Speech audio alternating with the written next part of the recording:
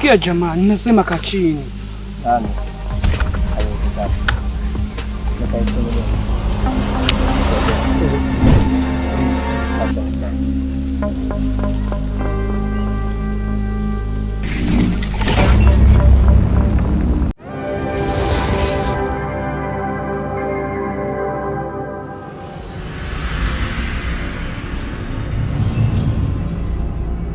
Rero mukecuru wambaraga amahembe. Ingo wenda mubonye. Niwe koko.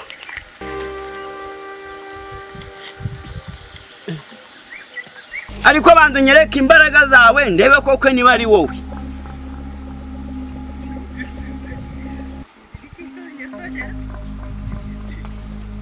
Nizo nyagasani. Ubu wagenda ugahiga abantu bari hano mu ishyamba bashatse kungwanya. Nkabakusanya bose nkabakuzanira.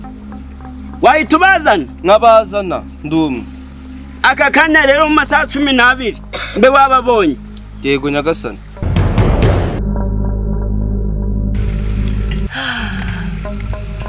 Noneho rya shyamba nigezemo. Iri shyamba afite amakuru yose yashoboka. Kariho zangabo z'ibwami ziri. Ingabo zanjye ngiye kuzifata cyangwa imbaraga zanjye. Ishyamba ryose nditwike. Ndaritwika mbamare.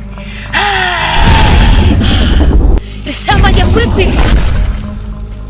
We Vigo, aka kanya naguhaye ubushobozi bwo kuyobora isi. None byarakunaniye. Ngiye kukwica. Nyakubaho nari mbigeze kure. Cyokoze ikintu ngiye kuguhimisha. Ngiye kugushyira mu icupa. Uza gukuramo n'uzakuyobora. Cupa vayo. Ndavuze ngo cupa vayo.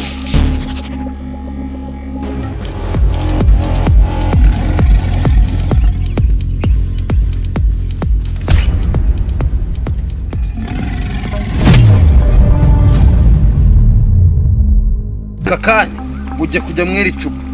Uzaritora n'uzakuyobora.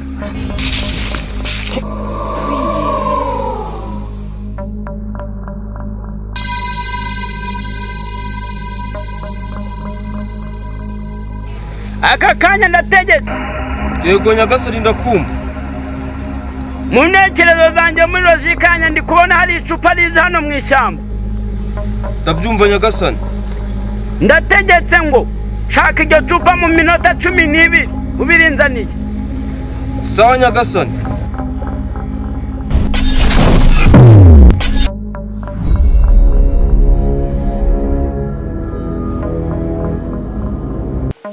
Dore cya gisambo bari barafashe. Cyaratwibiye nacyo ndakibonye.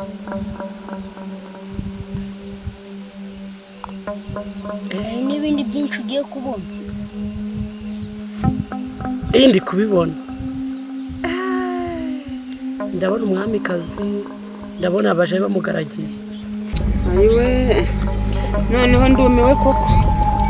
Umwami ndamubuze, umwana ndamubuze. Ubuse koko nsigaye kuki? Reba igihe twagendeye iri shyamba, icyumweru cya mbere kirashize, icya kabiri kirashize, ukwezi tukumaze muri iri shyamba nta kintu tubona. Umwami tutamubona ndetse n'umwana wanjye.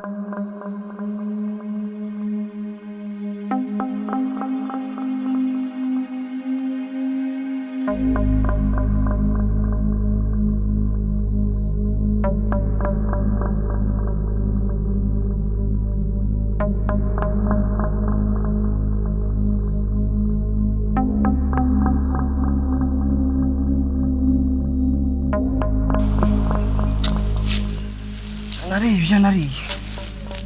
Noneho ngiye kuzajya njya amasazi. Sigato namfata mu nyinya. Akantu kagitaratara hano ngo umuntu abanza akamome. Ngeze mu ikinyugunyugu. Sawa munaza kubaho gute. Yaguraho nkagira ni ibinyugunyugu nuko. Hana kanyabwoya kacaracara hano.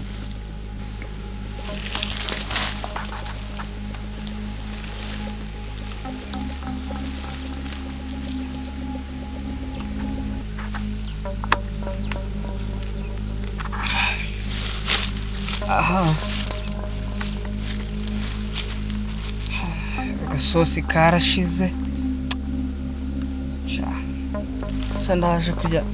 Ndajya guhiga nta wundi bubure n'agakeri nkagakandamara. Abana niyo kujya nje ko mbonye. Kona abantu reka data bashize.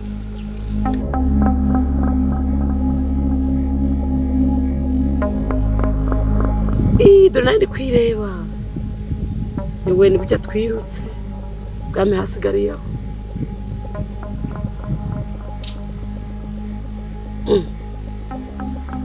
Umwami kazi dore nyuze mu Masaka.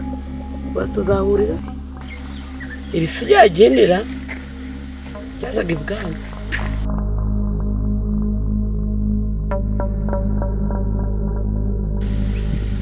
Izi ni za ngabo zarindaga ubwami.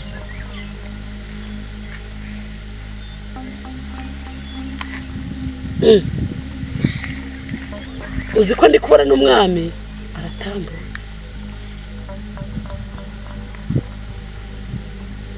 Nanjye ndibonamo.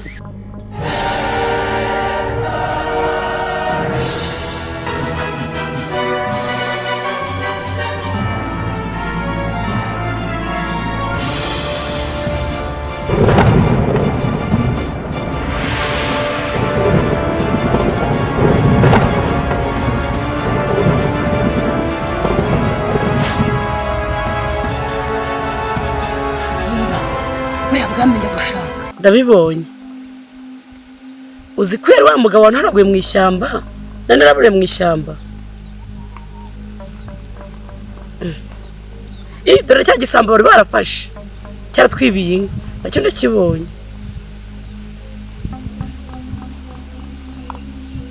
Hari n'ibindi byinshi ugiye kubona. Ndi kubibona. Ndabona umwamikazi, ndabona abaje bamugaragiye.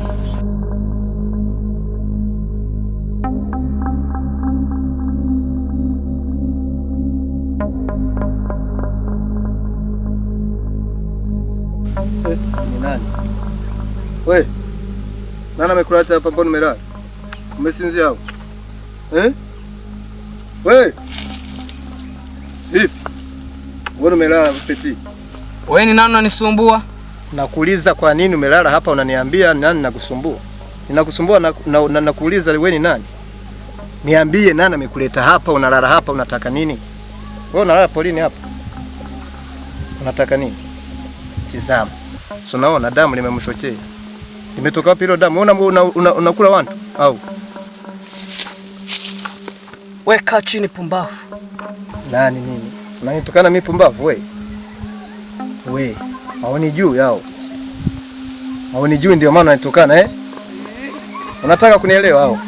Bana, kakaboga nako karibu nchike tu. We, kaa chini. Unasikia? Unaniambia nikaa chini. Unanijua mimi au unanijua? Ayiwe, kichonda kiri. Unanijua mimi? Unafikiri mimi naogopa? Sitangiye kuvuga sekani mu ndimi. Mimi siogopi nyinyi. Kila siku nakutana na watu kama wewe. Mimi siogopi, unajua. We. Mimi nakugengo cha hasi. Sikuogopi mimi, nani mimi? Nakugengo cha hasi. Mimi nikaa chini? Haiwezekani wewe. Hauna adabu wewe. Unanikaa chini mimi. Au sikii? Ninasema kaa chini. Kumbe naongea lugha yangu. Ulitoa wapi? Sikia jamaa, ninasema kaa chini. Nani? Haiwezekani. Nikaa chini wewe. Acha nikaa.